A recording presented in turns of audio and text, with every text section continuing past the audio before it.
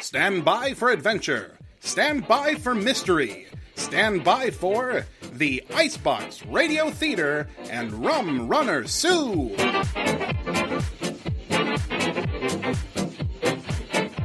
Looking back, I can't say 1927 was a bad year. It was dangerous, romantic, deadly, and exciting. So not a bad year at all.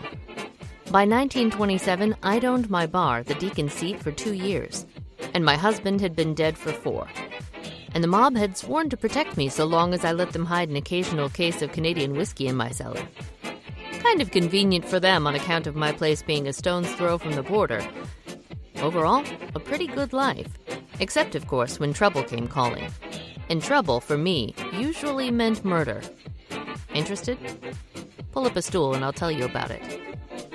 It's Rum Runner Sue, starring Billie Jo Konze. Mystery and adventure in the northern wilderness of Prohibition America. We'll be back with tonight's exciting story right after this.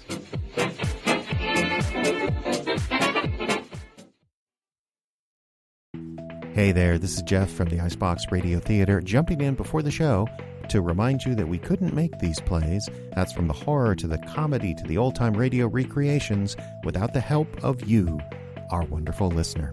Of course, financial assistance is always great, and you can learn more about that at our website. That's iceboxradio.org. Just click on the Support Us link.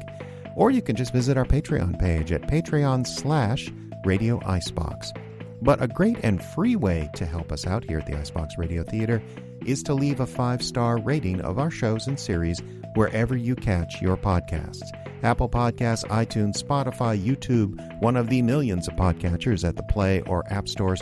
It really doesn't matter where you listen, just so long as you leave that 5-star rating along with a nice review. That really goes a long way towards growing our audience and helping us make more shows. Thanks for listening to this announcement, and now, on with today's feature presentation.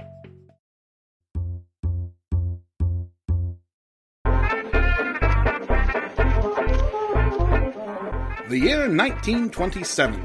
The place, Icebox, Minnesota, a tiny village on Rainy Lake, the island-spotted paradise that forms the border between the United States and Canada, between the great social experiment of Prohibition and the legal production and distribution of Lady Liquor. Just off Main Street sits a tiny establishment called the Deacon's Seat, home and throne room to the queen of these parts, the owner-operator, a beauty in checkered flannel and dungarees, Susan Conti, or as she's known in these parts, Rum Runner Sue.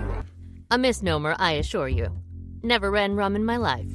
Of course, my place is a bit of a blind pig when the local law turns a blind eye, which is always.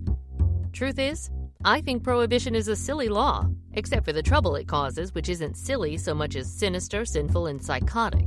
The whole thing gives me a pain in my sciatica. Take, as a for instance, the time Big Ben Taylor, a local bootlegger, came into my place with a job for me. Can't say it was an unusual occurrence, 'cause it wasn't. Morning, Sue. Ben, what can I do you for? Nothing much. Just passing the good word. That's fine. Coffee? Thanks. A little... No, thanks. Working today. That's so? Yeah, part of why I'm here. How's your downstairs, Sue? A lady never tells, Ben. Say what now? Never mind. I'm funning ya. There's room in the cellar, if that's what you're asking. Good. Pierre has a drop for me. Gonna pick it up about midnight, be here by 1. I'll be waiting. Good. Say, Sue, your boyfriend don't come around that time of night, do he? If you're referring to Sheriff John Beauregard, the answer is no. He does not come around here at 1 in the morning, and he's not my boyfriend. Whatever you say. Between you, me, and the lamppost, I think he'd like to be. Well, then he'd better hurry up and ask. It's like that, huh? It's like that. Well, give 'em time.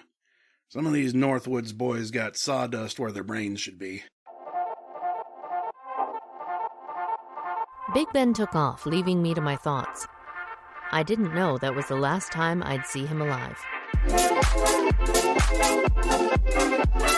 He was a good egg, Ben was. Most bootleggers on Rainy Lake were, on account of the work being relatively safe. The lake was a big piece of water with hundreds of islands and little coves, and a shoreline that snaked through wilderness few people have ever tread. In other words, there was no shortage of places to hide. Most of the time, moving a case or two of Canadian whiskey was simply a matter of picking a spot, hauling the stuff by boat or truck when the ice is thick enough, hiding it on shore under some pine boughs, then steaming away. The customer would come up later, load the hooch onto a truck, and haul it off to the nightclubs and fancy parties of St. Paul or Chicago or New York. And as for John Law, the Volstead Act, in its infinite stupidity, did not provide much by the way of help for local law enforcement. And our own gendarme, one Sheriff John Beauregard, Beau to his friends, which I'm proud to say I'm one, does what he can, within reason. Don't tell him I told you so, but in private, Beau hates the Volstead Act and finds the concept of legislating morality un-American. Complicated being a peace officer these days. As for my part, I was simply a go-between, a safe house where a shipment could be hidden when the heat was on. I suppose that makes me an outlaw, but I have my reasons. Reasons I'll go into at another time. This story is about Big Ben. Things started to go south that night when the shipment and Ben failed to arrive. I waited until 3 a.m., then hit the hay. It wasn't until the next morning when things went truly sour. I was in the back tending to my tomatoes when I heard something crashing toward me through the woods. Sue! Out of the tree line staggered a girl in a dressing robe. Her arms were scratched and bleeding, her feet barely covered by what was left of a pair of bedroom slippers, and her eyes showed the telltale signs of panic. I recognized her as Mary Wills, one of the girls that worked for Madame Rose at a joy house just up the shore. She practically fell at my feet. Sue! Who did this to you, Mary? If one of those loggers touched you, I'll slit his throat, by God. No, I did this running through the woods. I didn't have time to dress. You gotta hide me. What's after you, Mary? The mayor. What? It's true. He came to the house. I heard him talking to Rose. They were going to arrest me, Sue. They were going to arrest me for murder. I took the little girl up to my apartment above the kitchen and worked on binding her cuts. She sat still, mostly. Ow. Hold still. It stings. Well, then run up the road next time. Those branches did a number on your arms. Oh, no. They're going to be permanent scars? I can't get no scars, Sue. I can't turn into one of those girls begging for Johns on account of her looks. Now just calm down. I'll make sure you come out of this okay. Thank you. You always been so nice. So what sent you into the woods to begin with? I mean, the mayor's a blowhard, but he's not that scary. Today he was. You should have heard him. He even had Rose scared. He was so wound up. And it's murder, you said? Yeah. Well, that's just ridiculous. You wouldn't hurt a fly, Mary. That's sweet. Thank you. Who's the stiff in question, anyway? Oh, honey, don't cry. I can't help it. It's Ben. What? Mayor says my Ben's been shot, and they think I done it. You mean Big Ben Taylor? Yeah. We've been seeing each other socially for some time. Socially? Ben was a client then? No. Well, I started out as one, sure. But it was different with him. He started coming around to the house, bringing gifts, asking to see me when I wasn't working. Not always expecting, well, you know. He was sweet on you, you mean? It was mutual. Neither one of us is a saint, so we thought we could make a go of it together. You mean he proposed? He was gonna. Honey. No, for real. All right, so maybe there weren't going to be no ring and preacher, but common law counts, don't it? Now he's gone. That's bad enough, but they want to pin it on me? What did I ever do to anyone? All right, calm down. I'm sorry. Shh, it's fine. Look, I have to go check on a few things. You were right to come to me, Mary. I was? Yes. I'll protect you. Thank you, Sue. I knew that if a girl was in a real jam, you were the one to come to. Okay. I'm gonna lock up the bar in the apartment here. I have the only key, so anyone comes knocking, you just make like a church mouse, all right? Sure. That comes naturally anyway. I got bread and liverwurst in there. Eat something, sweetie. You'll feel better. I didn't want to leave Mary alone, But I had to check up on this situation because what she'd told me made exactly 0 sense. Big Ben Taylor didn't get his nickname ironically. He was 3 axe handles tall and 2 wide at the shoulders, and there weren't many men in the territory that would test his patience. And Mary? She might make 98 pounds with rocks in her pockets. And though you could hardly call her innocent given her profession, she just didn't seem the type to murder. I had to get to the bottom of this. And the place to start was her employer. Sue Conte. Hello, Rose. We need to chat. Kind of busy this morning, dearie. Could we possibly delay until... Mary's at my place. Very well. Step into my inner sanctum. And, keep your voice down. Is she all right? Did anyone get to her? She's pretty badly scratched up, but that's from running through the woods in her frillies. She's all right otherwise. Thank God. What's it all about, Rose? Haven't you heard? They found Big Ben Taylor with a hole in his head, half floating in the lake behind his cabin. I wondered. He was supposed to make a delivery at my place last night, but never showed. Now what's this about the mayor? That fool. He showed up this morning yelling and carrying on. The only 2 Johns in the place ran off without paying, and the girls were scared to death. He thinks Mary killed Ben? Lovers' quarrel, he said. Mary was sweet on him, you know, and she thought it was mutual. God help me, but I think they might have been. It's just possible they were the 1 in a million that could make it work. What do you mean? Oh, look, dearie, I lose girls to all kinds of things, but very seldom to love. Some of the boys get crushes, sure, but marrying a girl who's been in my line of work, taking her home to meet the folks? Most men don't have the stomach for it. Did they fight? What couple doesn't? Any witnesses to those rows? Sure. Me. Right out in our lobby. I had to shush 'em, they got so loud. You should have seen her stand up to him. It was like watching a Pekingese bark down a bull moose. Had him wrapped around her finger, did she? She might have at that. What was the row about? Something about him taking dangerous jobs. She wanted him to give up legging and settle down. Doesn't sound much like she was ready to kill him. Mary couldn't kill anyone or anything. I once saw her take a spider outside and shoo it away, and she's deathly afraid of spiders. Say, Susan? Yes? Can you help her? You got the ear of Sheriff Beau, after all. Why does everyone keep saying that? I do not have Sheriff Beau's ear. Some other part, then? Not helping, Rose. Sorry. I must have my little joke on such a dark morning. But can you help her? Beau's a right guy, and he's not going to want to put an innocent girl away. But with the mayor raising a fuss... I'll do what I can. Thanks. The kid deserves it. I left Rose's place and hiked back toward mine, my brain trying to make sense of it all. Rose gave me enough to go from completely ignorant to just confused, but I knew I was going to have to do better to help Mary.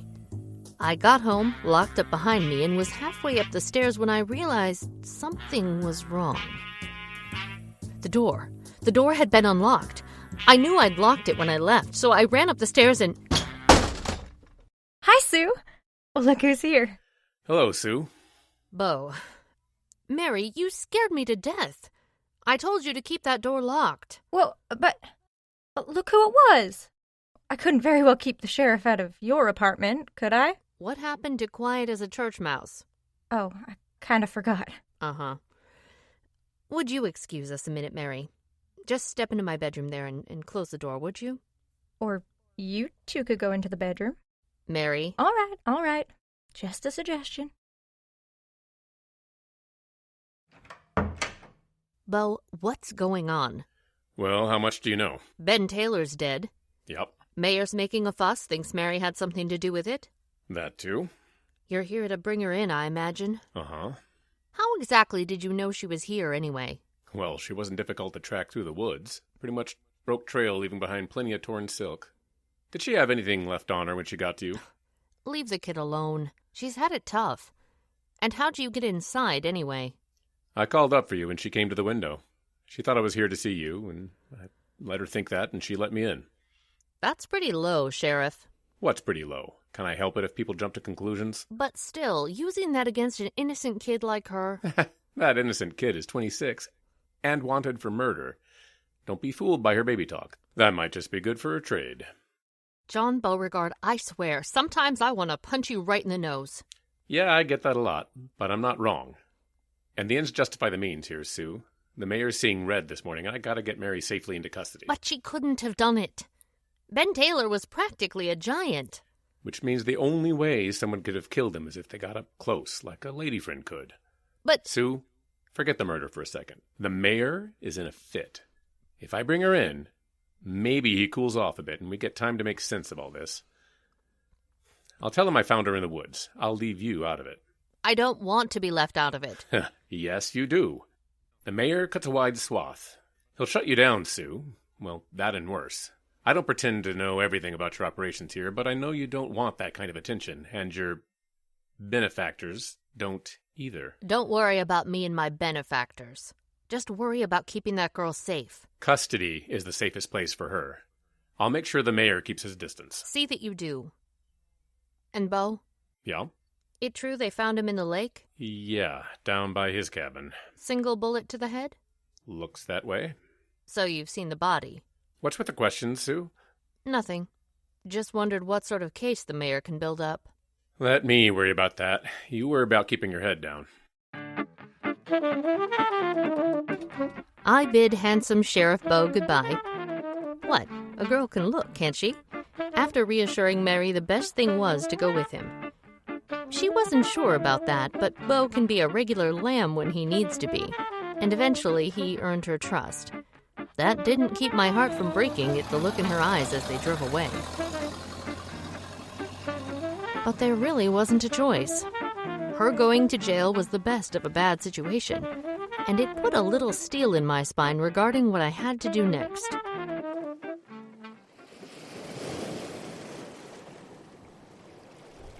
Ben Taylor's cabin was about a mile's hike up the shore. Like any successful legger, Ben made nice money and his cabin showed it. You might have even called his place a lake home, given the bright green paint job, gabled windows, and wide back porch. Not flashy, of course, but comfortable. Not knowing exactly what I was looking for, I started at the house, then moved down to the shore. The body had been carted off hours ago, but there was still plenty to see. If I hadn't have been staring at it so hard, I might have heard Sheriff Beau sneak up behind me. Playing detective, Sue? Damn it! Startled you? Scared me to death. Don't sneak up like that. Sneak? I called your name back there by the road, and again from 10 feet away. You were in a trance. Was not. I was just thinking. Uh-huh. Where's Mary? House arrest. Mrs. Wilberforce is watching her. Your landlady? I bet she loves having someone of Mary's profession around. What happened to his cell? People have a way of being dragged out of cells. Mary's safer hiding out. Well, hell, Beau, why didn't you just leave her with me? Don't trust you. What? Sorry. I said, I do not trust you. Well, of all the nerve. Can it, Sue? You'd have had her on a boat to China by now and declared war on the mayor to boot. Cooler heads must prevail here. Cooler heads like Mrs. Wilberforce? You take what you can get. That woman stood in front of my door for 2 hours last month with her anti-Saloon League sash on, singing Onward Christian Soldiers. The dogs were howling, it was so loud. Couldn't arrest her. Peaceful protest. And you thought it was funny? Yeah, I did. But before you say anything else, Mrs. Wilberforce won't turn Mary over to the mayor because, well, she hates him even more than she hates you. Well, there is that, I suppose. Now, can we get around to the business at hand? Namely, you explaining why you're messing up my crime scene? Haven't touched a thing, Sheriff. Well, glad to hear it. Means things will still be pristine when you go away. Theoretically true. But if I did that, you'd never know what I'd found. I'm sure I can find whatever you did. Of course. Eventually. Right. Well, damn it. What's that? Well, what'd you find? I thought I was just leaving. Susan. Okay. Look here at the grass. These long depressions, they start up at the house and end down here at the beach. So, anything could have made those. But anything didn't. They're the right distance apart to be a man's heels if he was being dragged face up. And if you come up here, There, on the porch. That stain is blood. That could be mud. Could be, but isn't. Ben was shot on this porch, then dragged down to the lake. Why weren't there any drag marks in the sand then? The waves would have smoothed those over. I'm telling you, Beau, if you search through the grass just off the porch, you're going to find brain matter and more blood. Oh, Jesus, Sue. Oh, quit being a schoolgirl. A man's been shot in the head here. All right. So, what if he was shot up here and then dragged down to the shore? So what? He was 300 pounds. How's a little girl like Mary supposed to drag him all that way? Yeah. What? Well, you're punching holes in my case, that's what. That'll happen if your case is made of tissue paper. And besides, there's something else you missed. What? I spotted it just before you walked up. Susan, what the hell are you doing? Going for a swim? I'll dry out. You shouldn't go in with your clothes on. Why, John Beauregard, what are you suggesting? Oh, Oh, hell. It's fish in a barrel with you. Here. What the deuce? It's a gun, Beau. Well, I can see that. A .45, if I don't miss my guess. Hasn't been in the water too long, either. Still loaded, one missing from the chamber. Our murderer shot Ben up by the porch, dragged the body down to shore, then threw the gun in after him. Probably in a panic, indicating a crime of passion. Panic would also explain why he didn't drag Ben all the way into the lake. Or he could have done that, then the waves pushed the body back on shore. Overall, a pretty sloppy job. Proud of yourself, aren't you? Yes, I am. Well, what do you think? I think you need to get home and into some dry clothes. Beau. What? What do you think? About what? The gun, stupid. That thing is way too big for Mary to use. Those girls have guns all the time. They need them for protection. A Derringer and the Garter, sure. But that cannon? No way. It's impossible for a girl Mary's size to use that gun. It'd break her wrist. I know. I'll drive you home, Sue. You need to get dry. You don't think she did it either? Nah, of course not. But I have to figure out what's actually going on before the mayor fires me and has Mary lynched. Mayor can't fire you. You work for the county. He can make it awfully tough. And did you hear what I said about lynching? Yeah. It's that bad? It could get that bad. Seriously, Sue, do yourself a favor. Do Mary a favor and lay low for a while. All right. And Sue? Yeah? This is good evidence. Thanks. We hopped into Beau's Heap and he drove me home in silence. I was feeling... Oh, to heck with it. I was feeling good he'd praise my detective work. Too good, to tell you the truth. Blushing like a schoolgirl just because some man... Never mind. We got back to my place. I thanked him for the ride very professionally and got myself a change of duds. At that point, I made a cup of coffee, sat down, and went over every word exchanged between me and Sheriff Beauregard that afternoon. He'd said lay low, which is a phrase very open to interpretation. And by the time the coffee was gone, I'd decided a nice conversation with the mayor could be considered laying low. Barely. I hope to God Beau never found out. Susan, come in. Okay seeing you at home like this, Mr. Mayor? I went to your office first. Fine. Always happy to meet with a small businessman. Or small businesswoman, in this case. Thank you. Come into my den. Would you care for some tea? That would be nice. We have a special tea here. It's refreshing, but also serves to disinfect the cups, if you catch my meaning. Oh, well, then yes, please. So, what can I do for you on this fine day? I wanted to talk with you about Big Ben Taylor. Nasty business. Well, we reap what we sow. Meaning what? Meaning those are the risks you take when you choose company like that. Now, I sympathize with the girls at Rose's, I really do. But that doesn't change who they are, and Ben should have known better. If you pet a bobcat, you're likely to get mauled. So it's true, then. You think little Mary Wills did it? Of course. Doesn't she seem a little small to take on a lug like him? Oh, in the throes of passion, even the most diminutive of us is capable of great strength. The girl undoubtedly thought Ben's attentions meant something. Many, in her unfortunate station, imagine romance with their clients as a means of escape. And when she discovered Ben held no such feelings for her, she undoubtedly lost her temper and shot the poor man dead. How do you know Ben didn't have feelings for her? Susan, please. You're a woman of the world. You know why men visit places like that. Yes, but from one point of view, they were kindred souls. How do you mean? Well, Mary was a prostitute and Ben was in liquor, both illegal. I hope you're not equating what Ben did with prostitution. That's a dark brush that would paint many in this town. Even many in this room. As you say. But we're all in this glass house together, so I should think it unnecessary to advise you against throwing stones. Oh, I know I'm in a glass house, as was Ben and as are you. Were. I haven't operated an import business for some time. Don't get me wrong, Mayor. I'm not trying to shame-face anybody. Good. I know I'm as guilty as you when it comes to the Volstead Act. But this about Mary, I just don't know. What troubles you, my dear? What evidence do you have against her? Evidence is irrelevant. I have no doubt once in custody, the young girl will confess in short order, and that will be that. Best get this out of the way quickly, too. I have a much more important business on the docket. Do tell. Well, it's not official yet, but you're a friend, so I'll let you in on a little secret. Senator Anderson means to retire. Our district will be looking for a new representative in the legislature. Oh, moving up in the world, then. Tomorrow, St. Paul. The next day, who knows? You may one day get to say you had tea with the president. 40-proof tea. What's that? I said it's delicious. But I should get back to work.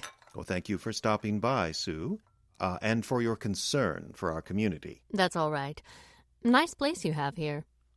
Oh, yes, I intend to keep it for hunting and fishing excursions. Hunting what? Elephants? Beg pardon? Your gun case there. I see some pretty heavy artillery on display. Well, you've a good eye, Mrs. Conti. This is, in fact, an elephant gun. I was just making a joke. Much call for shooting elephants in Minnesota? Not as yet, no. I know this was a souvenir from my trip to Africa. I hope to go back there someday. Here. Ooh, a little heavy for me. It's a lot of gun, that's true. First time I tried to shoot it, the recoil nearly broke my shoulder and flipped the gun right out of my hands. Now the whole company had a good laugh at my expense. I had to fire a few of the native beaters to show them who's boss. Yeah. Here. Thank you. It's a fine collection. Guns are a passion of mine. Now, if you'll excuse me... Of course. I've kept you. Not at all, not at all. Please, Susan, feel free to visit any time. I will. And good luck with your campaign. Now, mum's the word on that. We have to wait for Senator Anderson to retire, or I should look too eager. Mum's the word.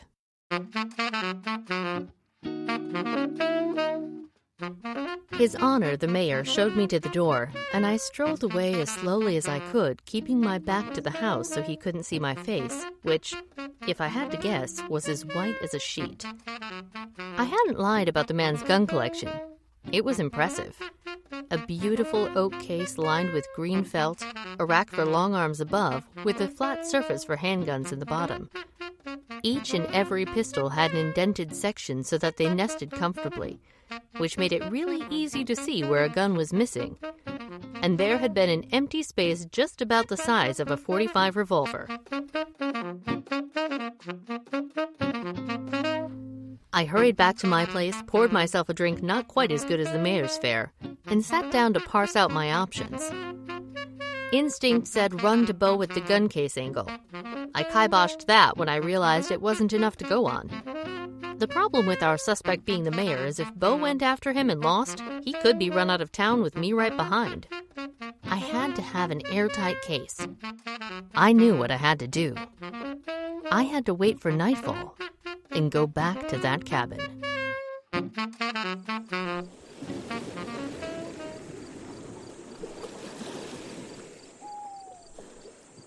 Dang it. Ow. Ooh, that stings. You all right, Sue? Ah! Mary! What? What is it? How long have you been standing there? A minute or two. Gotta get my hearing checked. What are you doing here? Well, I could ask you the same thing. Sneaking around Ben's cabin at night, trying to pick the lock? This always looks so easy in the movies. Aren't you supposed to use a bobby pin? I don't know. Step aside. You can pick locks? No, silly. I've got a key. Ben had it made special for me. What? Oh, right. Come on, get inside. What for? We shouldn't be seen out here, Mary.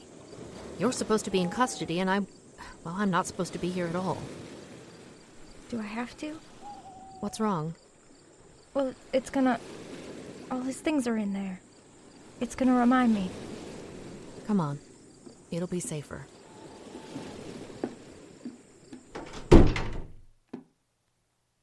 I knew it. Everything smells like him. Mary, why aren't you at Mrs. Wilberforce? Oh, that old witch. All she wanted to do was give me temperance lectures. And I don't even drink. Hardly. I snuck out. You could get Sheriff Beau into trouble, you know. Yeah? Well, Sheriff Beau can take care of himself. I got my own problems. So why'd you come here? Why'd you? I got an idea who killed Ben. But I don't have any proof. Who did it? I'll put him in the ground. Mary! Don't care. From what Wilberforce says, I'm going to hell anyway. Might as well make it a worthwhile trip. Don't take life advice from Mrs. Wilberforce. Or religious advice for that matter. Well, then let me help. Maybe I can beat the murder rap and catch his killer at the same time. All right.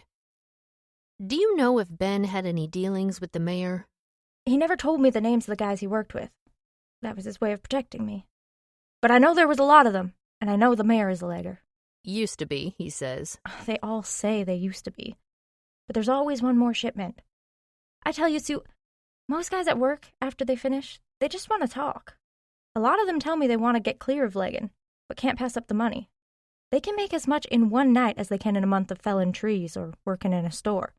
I don't see why the mayor should be any different. He's running for state senate, you know. Well, that takes money, don't it? Campaigns and grease and palms and all that? Yes, it does. You're a smart woman, Mary. No. Really, you are. Do you like working at Rose's? What do you think? You could do something else, you know. You could go to college. Maybe someday. Honestly, all I ever wanted was a place like this. A little house by the lake. A man like Ben. You really loved him, didn't you? Hey, horse can fall in love too. Oh, Mary, I'm sorry. I'm sorry. No, don't mind me. I'm just down to my last nerve is all. And yes, I really did love the big lug. You don't know what safe feels like until you've laid in his arms. Then let's find his killer.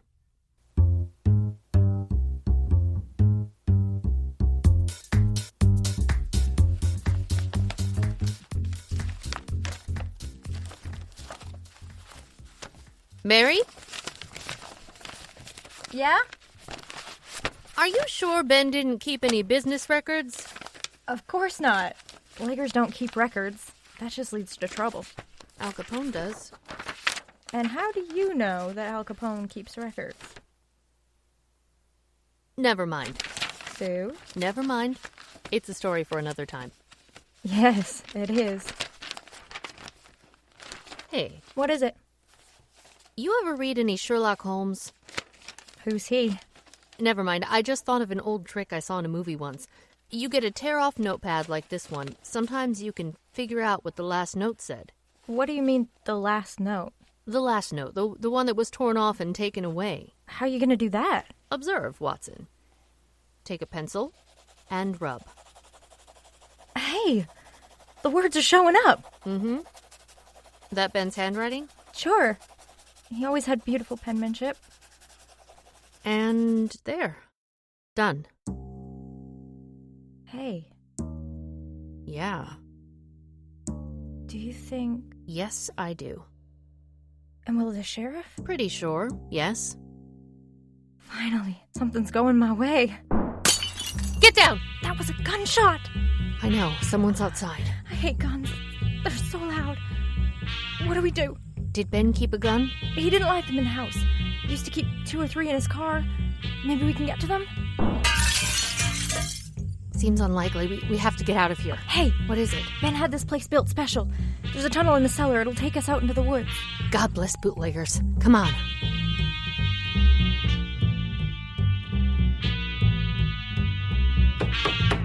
Beau! Beau! sake. Keep your pants on. Oh. Hello, Sue. I didn't know it was you when I said... Move! What? Move it, we're coming in. You know what time it is? And what the hell? Mary, why aren't you at Mrs. Wilberforce's? I was helping Susan search Ben's house. What?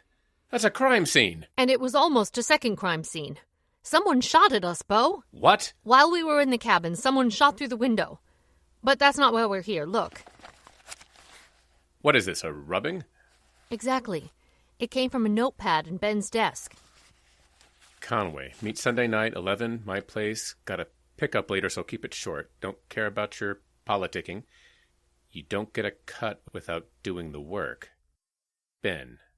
This cinches it. The mayor and Ben were still in business together, but the mayor wanted out to run for state senate. But he expected Ben to bankroll it all. Ben had been pretty upset about a partner causing trouble. The two of them were partners. Well, Ben never told me names, but he told me everything else. I'm sure it was Mayor Conway. He set up this meeting to give the mayor an ultimatum. Do his share or drop out. They met on Ben's porch. The mayor got upset on account of he needed the money for a Senate run, and then, you know. Well? Well, what? Is it enough to put the mayor away? Hell no. What if I told you there's a spot in the mayor's gun rack the perfect size for a .45?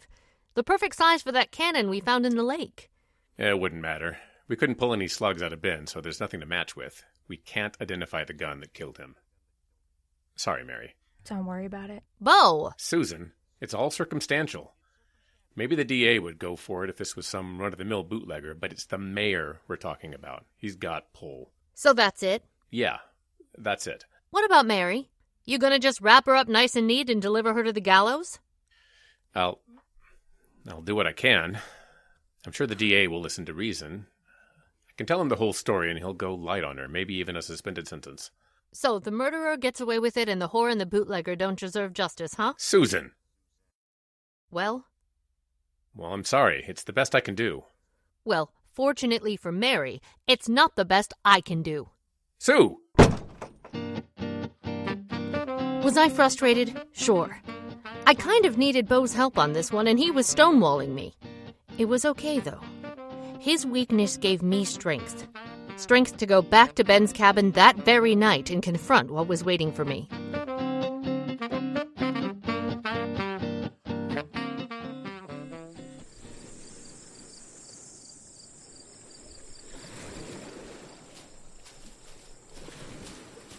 That you, Mayor Conway? I can't hardly see in the dark.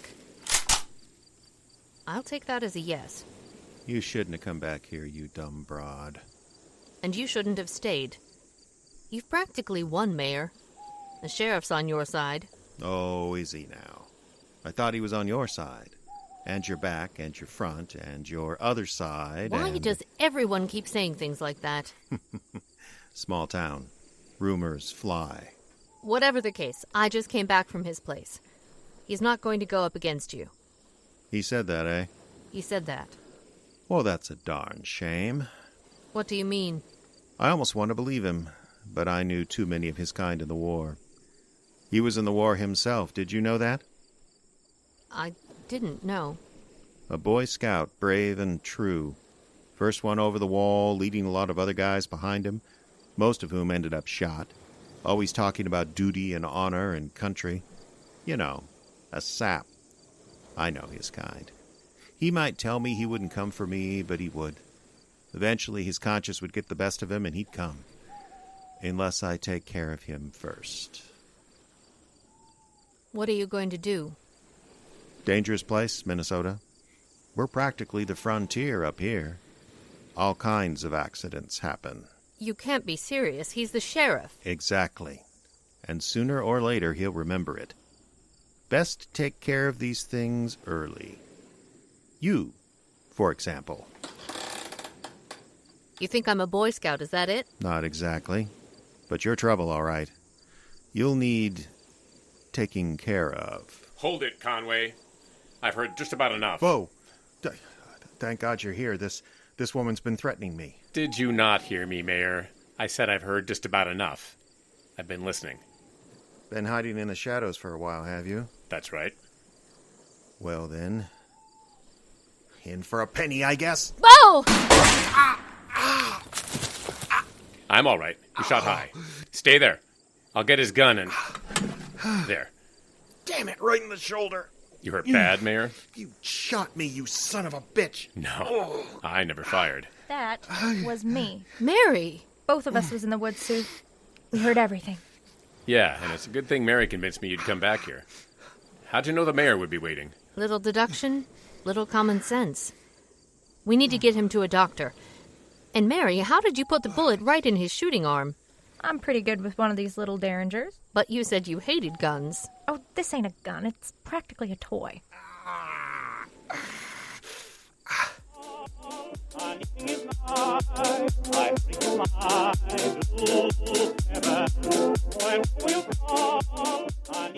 So the mayor clammed up, huh? Sure did. Got himself a big city lawyer who put the lid on. Don't think it will do him much good. He assaulted an officer of the law, and the DA's willing to go after him for Ben's murder, now that he's not quite so important around here. Well, it's over anyway. Things can get back to normal. Hey, Sue, where do you want these bottles of... Oh, hi, Sheriff. Hello, Mary. How do you like working for Sue? Oh, I like it fine. I like cooking better than waitressing, but we trade off, so it works out. Now if I can just get her to quit burning the flapjacks. What? Nothing. That's fine. So, Sue, there's one thing I don't quite understand. Just one thing? Funny. But why exactly did you head back to Ben's cabin if you knew the mayor would be waiting for you? Oh, that? That was part of our trap. Your what? Our trap. Right, Mary? We worked it up on the way over to your place. Sue said if we couldn't convince you the mayor was guilty, she was going to make a run back to Ben's. And I was supposed to make sure you followed, so we could catch him. What? To your credit, it didn't take hardly any convincing. Sue, why? Because I knew you needed a push, Beau.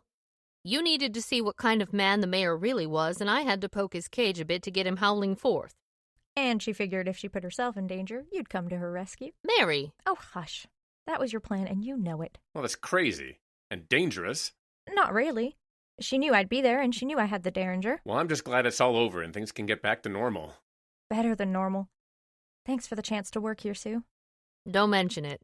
It's going to be a lot of hard work. Yeah, I know. One thing, though. Why'd you offer? Well, I could use the help with summer coming on. And a lot of my boys go to Rose's, too, so you already know the clientele. And besides, I got a hand up once from an unlikely source when I needed it. I figure I'm just paying it forward. That's sweet. Well, great day in the morning. Look what just walked in. Oh, you're a sight for sore eyes, Sue. Give me a hug, you galoot. Oh, Beau, Mary. This is Al, a friend of mine from Chicago. Yeah. Hey, anyone ever told you you look just like Al Capone? Yeah, all the time. What brings you way up here, Al? Well, I had a little business up north. Thought I'd stop by and check in on you. Make sure everything's okay. I can't stay but a minute, unfortunately. Everything's fine. I heard you had some trouble. Nothing the local heat couldn't handle. That's him there. You a copper? Sheriff, actually. Oh, never too proud to shake a copper's hand. Put her there, pal. I heard what you done for Sue. Thanks. Happy to be of service. You watch out for this girl. She's family. But, try to keep her out of trouble. Yeah. Anything you need, Songbird? Anything I can do? Nah, we're fine here.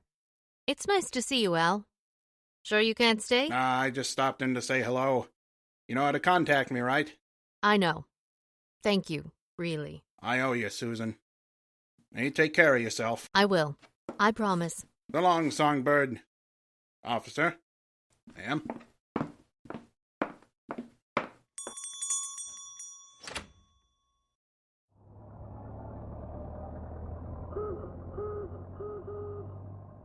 That was eerie. Just like Al Capone. Susan? Yes, John? What was... How do you know Al Capone? It's a long story, Sheriff. And I'll tell it when I'm ready. Well, in that case, I need a drink. Good. I have some very good tea right here.